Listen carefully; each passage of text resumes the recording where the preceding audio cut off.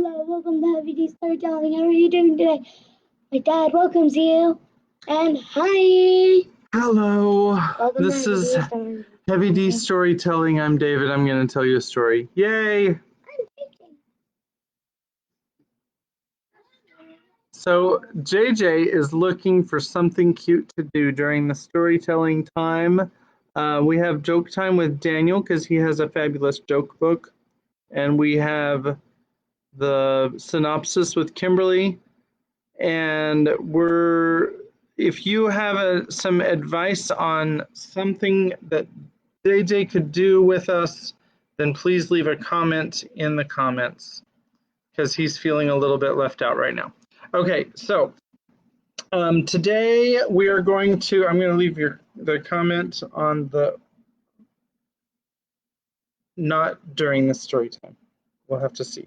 Okay, so I'm leaving a comment. We're going to start with Genesis chapter 7, and then we're going to move to chapter 15, which is Grograman, the many-colored death.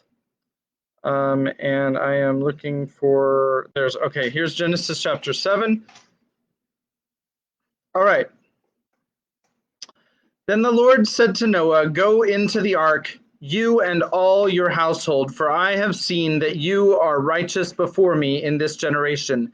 Take with you 7 pairs of all clean animals, the male and his mate, and a pair of the animals that are not clean, the male and his mate, and 7 pairs of the birds of the heavens, also male and female, to keep their offspring alive on the face of all the earth.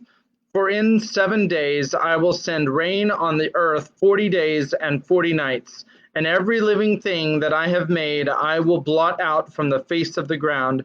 And Noah did all that the Lord had commanded him. Noah was 600 years old when the flood of waters came upon the earth. And Noah and his sons and his wife and his sons' wives with him went into the ark to escape the waters of the flood. Of clean animals and of animals that are not clean, and of birds and of everything that creeps on the ground, 2 and 2, male and female, went into the ark with Noah, as God had commanded Noah. And after 7 days, the waters of the flood came upon the earth. In the 600th year of Noah's life, in the 2nd month, on the 17th day of the month, on that day, all the fountains of the great deep burst forth, and the windows of the heavens were opened, and rain fell upon the earth 40 days and 40 nights. On the very same day, Noah and his sons, Shem and Ham and Japheth, and Noah's wife, and the 3 wives of his sons with them, entered the ark, they and every beast according to its kind, and all the livestock according to their kinds, and every creeping thing that creeps on the earth according to its kind, and every bird according to its kind, every winged creature. They went into the ark with Noah, 2 and 2 of all the flesh in which there was the breath of life. And those that entered, male and female of all flesh, went in as God had commanded him, and the Lord shut him in. The flood continued 40 days on the earth. The waters increased and bore up the ark, and it rose high above the earth. The waters prevailed and increased greatly on the earth, and the ark floated on the face of the waters. And the waters prevailed so mightily on the earth that all the high mountains under the whole heaven were covered. The waters prevailed above the mountains, covering them 15 cubits. And all flesh died that moved on the earth, birds, livestock, beasts, all swarming creatures that swarm on the earth, and all mankind. Everything on the dry land in whose nostrils was the breath of life died. He blotted out every living thing that was on the face of the ground, man and animals and birds of the heavens. They were blotted out from the earth. Only Noah was left, and those who were with him in the ark. And the waters prevailed on the earth 150 days. So 150 days, of course, that's, everybody learns in grade school. Well, I don't know if everybody does, but you learn in grade school, 40 days, 40 nights, it's kind of a song, whatever. you know. But Noah was in the ark a lot longer than 40 days and 40 nights. So the waters prevailed 150 days, and that ark was just floating around. So yeah, so that happened, and it was a long time, and I'm not going to make any commentary at this time other than what I just said. So there is obviously a lot that we could say about the flood, so we're going to leave that for another time. But right now we have joke time with Daniel. Okay, so I made this clown mask. Wanted to look cool. Okay, well, anyway, it's not finished. Anyway, I'm supposed to tell you a joke, well, the beginning of a joke, and then you're supposed to try and answer it. And then later, after Kimi tells the synopsis, I'm gonna tell the answer to the joke. And if you get it right, we're gonna see who has it right first. what? Who has the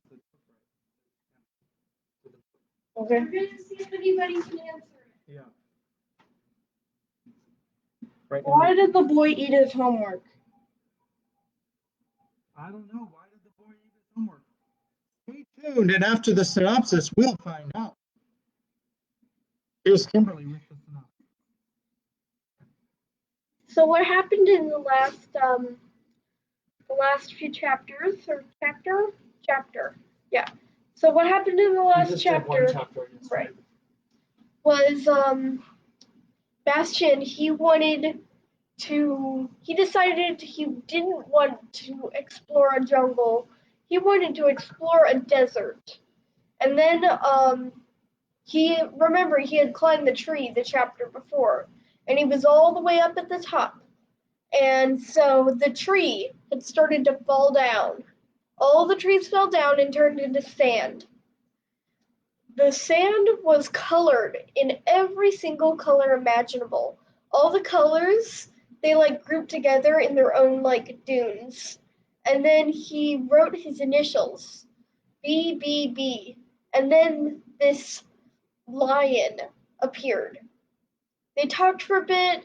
The lion was like, "You're the first person I ever met, because anybody who's on this desert instantly dies because of reasons, and you're not dead because you're wearing Orin." Blah blah blah.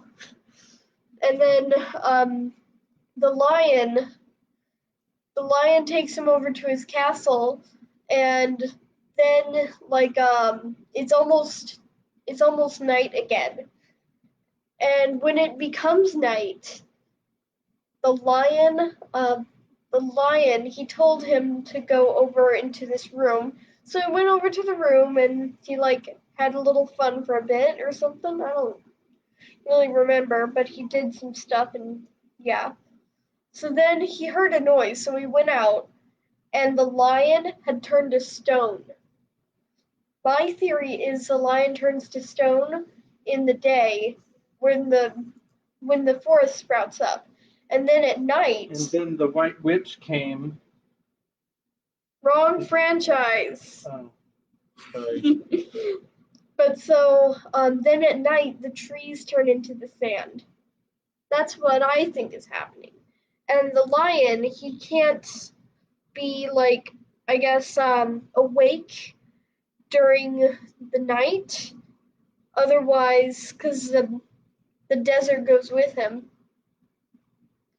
That's just what I think. I could be wrong. Let's find out. Alrighty. So, why did the boy eat his homework? Let's find out. Because his teacher told him it was a piece of cake. We need some sound effects. That would be the joke time would be really funny with sound effects. Have like a kind of thing. What? Are you telling tomorrow's joke early? What are the? There's nobody actually on. It says live, but there's nobody actually on. Well, they're gonna be there because I know Rebecca's gonna watch it and Granny Bear's gonna watch it. They always watch it. What? Well, they'll see it, and they might. Hopefully, they guess. I'm hoping that we have some guesses.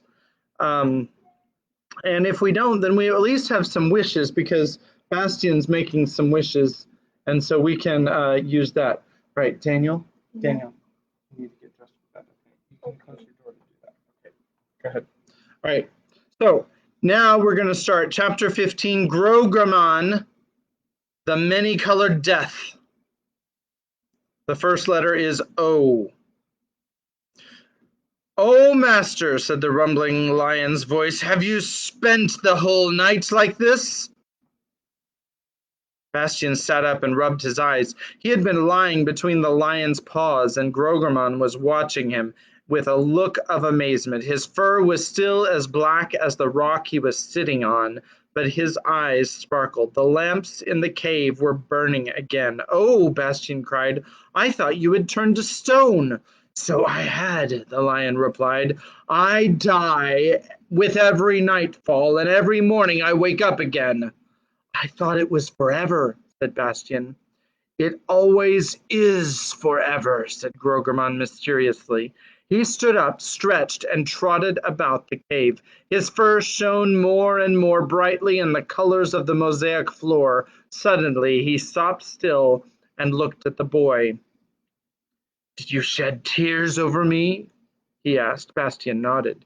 "Then," said the lion, "you are not only the only being who has ever slept between the paws of the many-colored death, but also the only being who has ever mourned his death." Bastian looked at the lion, who was trotting about again, and finally asked him in a whisper, "Are you always alone?" Again the lion stood still, but this time he did not turn toward Bastian. He kept his face averted and repeated in his rumbling voice, "Alone?" The word echoed through the cave. "My realm is the desert, and it is also my work. Wherever I go, everything around me turns to desert. I carry it with me. Since I am made of deadly fire, must I not be doomed to everlasting solitude?" Bastian fell into a dismayed silence. "Master," said the lion, looking at the boy with glowing eyes, "you who bear the emblem of the childlike empress, can you tell me this? Why must I always die at nightfall?" "So that Parolin, the night forest, can grow in the desert of colors," said Bastian. "Parolin?" said the lion. "What's that?" Then Bastian told him about the miraculous jungle that consisted of living light. While Grogramon listened in fascinated amazement, Bastian described the diversity and beauty of the glimmering phosphorescent plants, their silent, irresistible growth, their dreamlike beauty and incredible size. His enthusiasm grew as he spoke, and Grogramon's eyes glowed more and more brightly. "All that," Bastian concluded, "can happen only when you are turned to stone. But Parolin would swallow up everything else and stifle itself if it didn't have to die and crumble into dust when you wake up. You and Parolin need each other." For a long while Grogramon was silent. "Master," he said then, "now I see that my dying gives life, and my living death, and both are good. Now I understand the meaning of my existence. I thank you." He strode slowly and solemnly into the darkest corner of the cave. Bastian couldn't see what he did there, but he heard a jangling of metal. When Grogramon came back, he was carrying something in his mouth. With a deep bow, he laid this something at Bastian's feet. It was a sword. It didn't look very impressive. The iron sheath was rusty, and the hilt might have belonged to a child's wooden sword. "Can you give it a name?" Grogramon asked. Bastian examined it carefully. "Seconda," he said. In that same moment, the sword darted from its sheath and flew into his hand. The blade consisted of pure light and glittered so brightly that he could hardly bear to look at it. It was double-edged and weighed no more than a feather. "This sword has been destined for you since the beginning of time," said Grogramon. For only one who has ridden on my back, who has eaten and drunk of my fire, and bathed in it like you, can touch it without danger. But only because you have given it its right name does it belong to you. Secunda, said Bastian under his breath, as fascinated by the gleaming light he swung the sword slowly through the air. It's a magic sword, isn't it? Nothing in all Fantastica can resist it, said Groggerman. Neither rock nor steel, but you must not use force. Whatever may threaten you, you may wield it, only if it leaps into your hand of its own accord as it did now. It will guide your hand, and by its own power will do what needs to be done. But if your will makes you draw it from its sheath, you will bring great misfortune on yourself and on Fantastica. Never forget that. I will never forget it, Bastian promised. The sword flew back into its sheath, and again it looked old and worthless. Bastian grasped the leather belt on which the sheath hung and slung it around his waist. And now, master, Groggerman suggested, let us, if you wish, go racing through the desert together. Climb on my back, for I must go out now. Bastian mounted, and the lion trotted out into the open. The night forest had long since crumbled into colored sand, and the morning sun rose above the desert horizon. Together they swept over the dunes like a dancing flame, like a blazing tempest. Bastian felt as though he were riding a flaming comet through light and colors. Toward midday, Groggerman stopped. This, master, is the place where we met. Bastian's head was still reeling from the wild ride. He looked around but could see neither the ultramarine blue nor the fiery red hill, nor was there any sign of the letters he had made. Now the dunes were olive green and pink. It's all different, he said. Yes, master, said the lion. That's the way it is, different every day. Up until now I didn't know why, but since you told me that Parolin grows out of the sand, I understand. But how do you know it's the same place as yesterday? I feel it as I feel my own body. The desert is part of me. Bastian climbed down from Groggerman's back and seated himself on the olive green hill. The lion lay beside him, and now he too was olive green. Bastian propped his chin on his hand and looked out toward the horizon. Groggerman, he said after a long silence, may I ask you a question? Your servant is listening. Is it always true that you've always been here? Always. And the desert of Goab has always existed. Yes, the desert too. Why do you ask? Bastian pondered. I don't get it, he finally confessed. I'd have bet it wasn't here before yesterday morning. What makes you think that, master? Then Bastian told him everything that had happened since he met Moonchild. It's all so strange, he concluded. A wish comes into my head, and then something always happens that makes the wish come true. I haven't made this up, you know.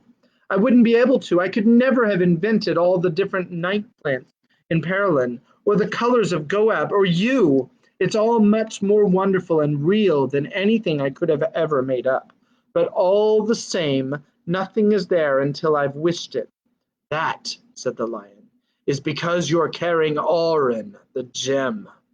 But does all this exist only after I've wished it, or was it all there before?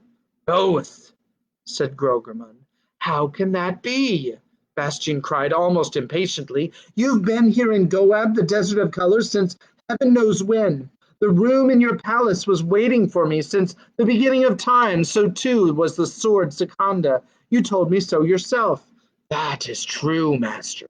But I've only been in Fantastica since last night, so it can't be true that all these things have existed only since I came here. So it can't be true that all these things have existed only since I came here.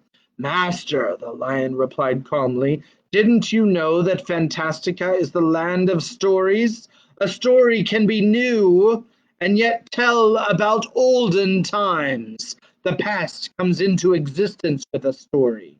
Then Parolin too must always have been there, said the perplexed Bastian, beginning at the moment when you gave it its name. Groggerman replied, it has existed forever. You mean that I created it? The lion was silent for a while. Then he said, Only the childlike empress can tell you that. It is she who has given you everything. He arose. Master, it's time we went back to my palace. The sun is low in the sky, and we have a long way to go. That night Grogomon lay down again on the black rock, and this time Bastien stayed with him. Few words passed between them. Bastien brought food and drink from the bedchamber, where once again the little tablet had been had laid by an unseen hand.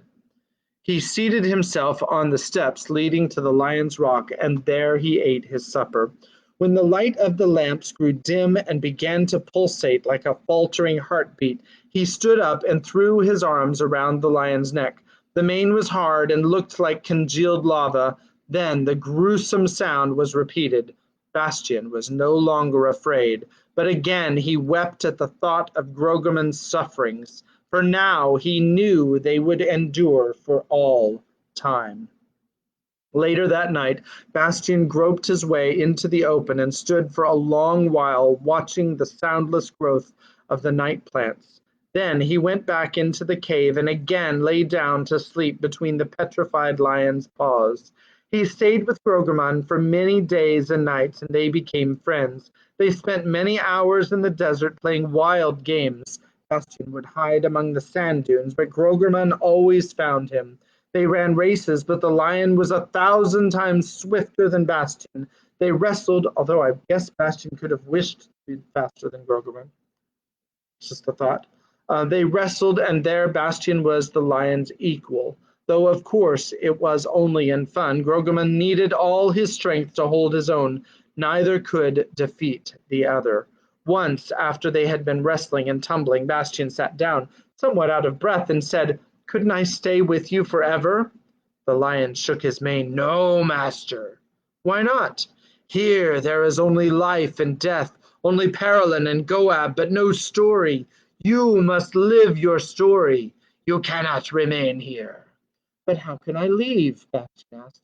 The desert is much too big. I'd never get to the end of it, and you can't carry me out of it because you can't take the desert with you. Only your wishes can guide you over the pathways of Fantastica, said Grogomon.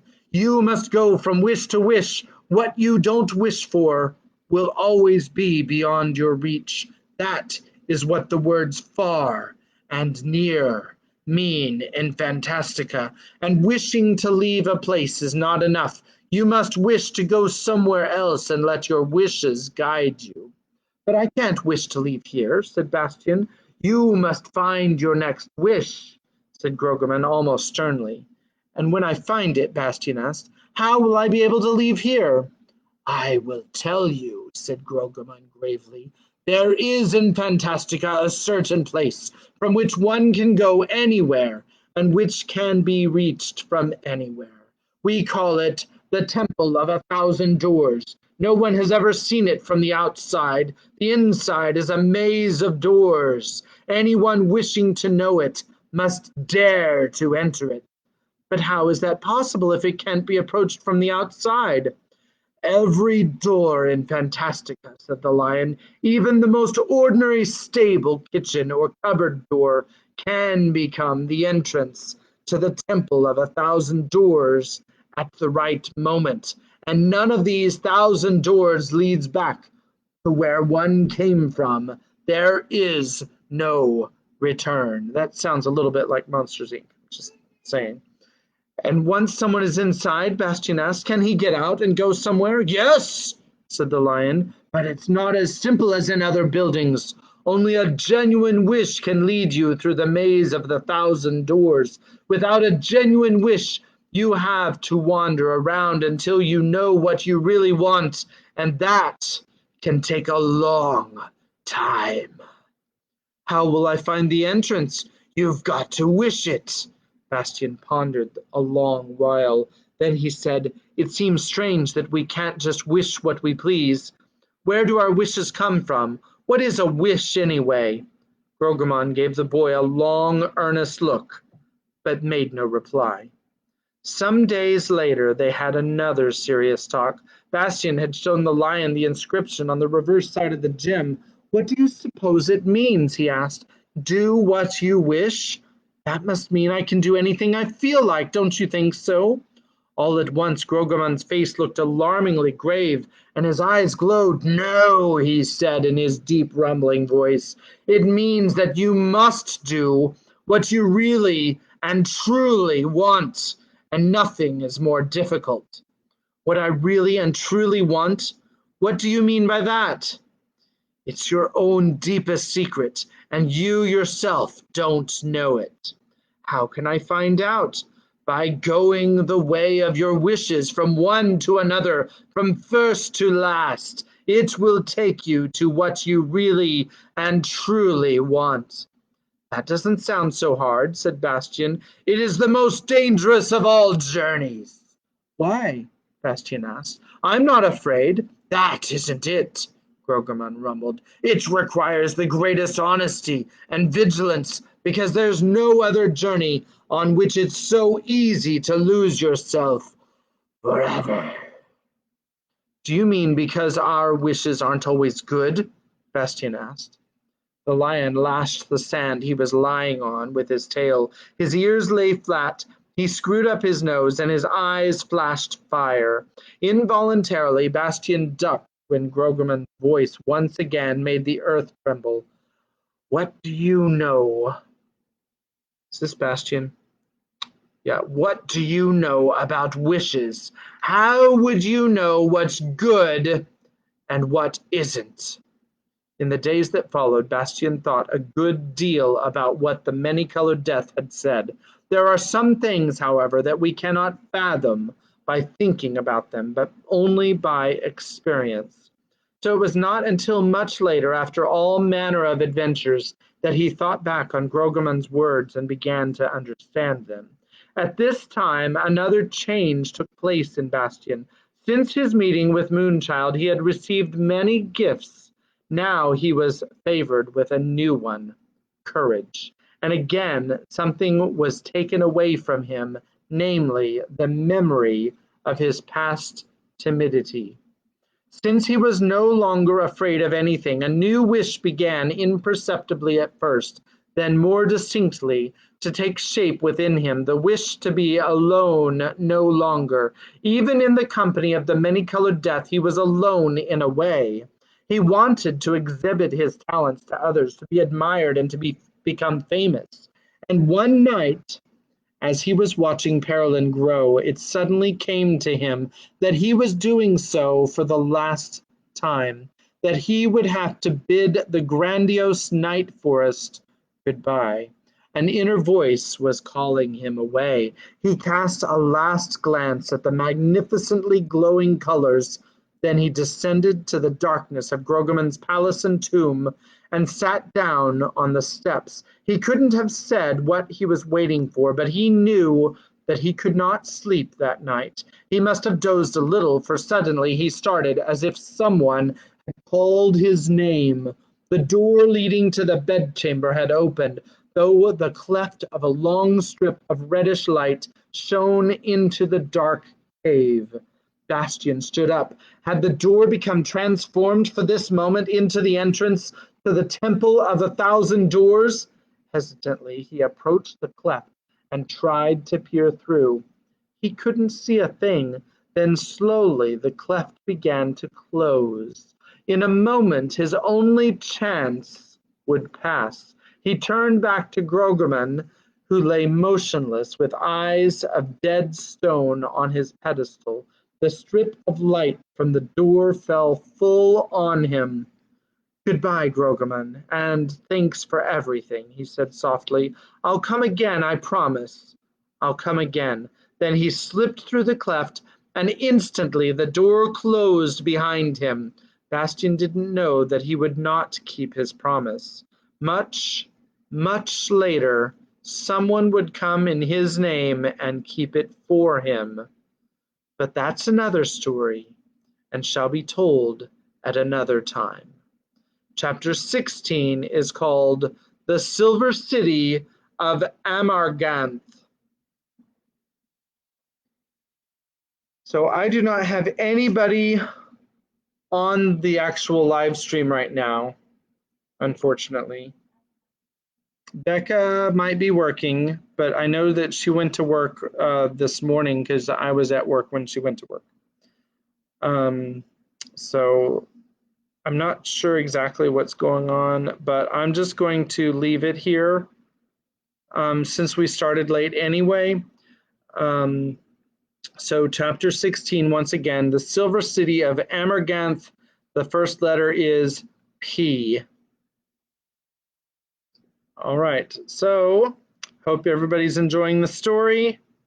And once again, this is Heavy D Storytelling. I'm David Sneathen, and tune in tomorrow and I'll tell you a story.